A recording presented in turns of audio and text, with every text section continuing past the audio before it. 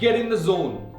অ্যাথলেটরা, সুইমাররা যারা দৌড়ায়, অলিম্পিকে পার্টিসিপেট করে, তারা অলওয়েজ বলে তারা ঠিক গেমের আগে, অলিম্পিকের মেইন ইভেন্টের আগে they get in the zone. Get in the zone মানে তারা একটা এমন মেন্টালিটিতে আসে, একটা জোনে যায়, যে ওই জোনে তাদের পুরো ফোকাসটা শুধুমাত্র একটা জিনিসে থাকে, তাদের ওই স্পোর্টসটা, ওই কম্পিটিশনটা, ওই গেমটা। তোমাদেরও এক্সামের আগে ওই জোনে আসা দরকার। তো জোনে কিভাবে আসতে পারো? একজনের একটা স্ট্র্যাটেজি থাকে। আমার এক ফ্রেন্ডের স্ট্র্যাটেজি ছিল, ও এক্সাম হলে বসতো, বসার পরে মাথায় ভেবে চিন্তা করতো, কারোর সাথে কথা বলতো না। আমি বললাম, কি করতেছিস তুই? তো দোস্ত মেন্টাল ম্যাথ।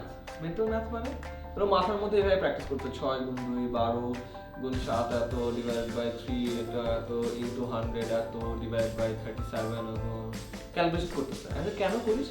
বিকজ ও আমাকে বলতো, দেখ ইঞ্জিনটা, তুই যদি গাড়িটা সারা বসায় রাখিস, সকালবেলা কিন্তু ইঞ্জিন অন করে একটু কিছু রাখতে হয়, ওয়ার্ম আপ। তুই যখন সারাদিন রেস্ট করতেছিস, ফুটবল খেলার আগে একটু ওয়ার্ম আপ করতে হয়, মাথারও ওয়ার্ম আপ দরকার আছে। সো আমি এক্সাম হলে ধাপ করে অঙ্ক করা শুরু করবো, আমার ইঞ্জিন তো টাক টাক টাক টাক টাক করে যাবে। সো আগে থেকে আমি মেন্টালি জিনিসটাকে ওয়ার্ম আপ করাচ্ছি, অঙ্কের জোনে যাচ্ছি, I am getting into that zone, so that যখন শুরু হবে it's easier. And then I realise আসলেও তো শীতের দিনে স্পেশালি যখন পরীক্ষাগুলো হয়, অনেক কিছু লিখতে হয়, প্রথম 10 মিনিট কিন্তু হাত আগায় না, বিকজ ঠান্ডা, এক্সাম হলে বসছো, অনেক স্পিড আনার চেষ্টা করতে আসতেছে না, অনেকক্ষণ লেখার পরে 1 ঘন্টা পর কিন্তু ফুল ফ্লোটা আসে। তো তুমি যদি আগের থেকেই বাসায় একটু প্র্যাকটিস করে আসো, ওই ইনিশিয়াল আইস ব্রেকিংটা কিন্তু হয়ে যায়, তুমি জোনে চলে আসলে তুমি পাটায় লিখতে পারো। মেন্টাল ম্যাথ করা, আগে থেকে একটু লিখে আনা, অথবা আমি একটা ইন্টারেস্টিং কাজ করতাম নার্ভাসনেস সরাই দেওয়ার জন্য, গুটিবাজি hack, but for you guys.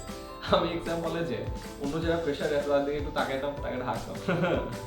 এটা বলে যে এটা হইতো বাকিরাও প্রেশারে আছে, অন্য সবাইকে দেখতেছে যে সবাই প্রেশারে আছে, এন্ড সাডেনলি একজনের দিকে তাকালো, দেখো হাসতেছে, ওই বেচারা তো প্যারা খেয়ে যাবে, এই বেটা হাসে কেন, ও তো মনে হয় সব পারে, আমি তো কিছু পারি না। ওর নার্ভাসনেস বেড়ে যায়, আমার নার্ভাসনেস কমে যায়। It happens every time.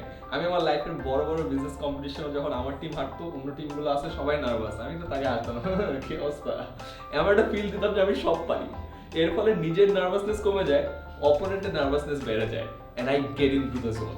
তো খেলার আগে থেকেই খেলার ভিতরে ঢুকে যাওয়া, অনেকটা ক্রিকেটে স্লেজিং করার মতো, ডিরেক্টলি স্লেজিং না আর কি, হাসি দিয়ে স্লেজিং এর কাজটা চালায় দাও, কাজে লাগে কিন্তু।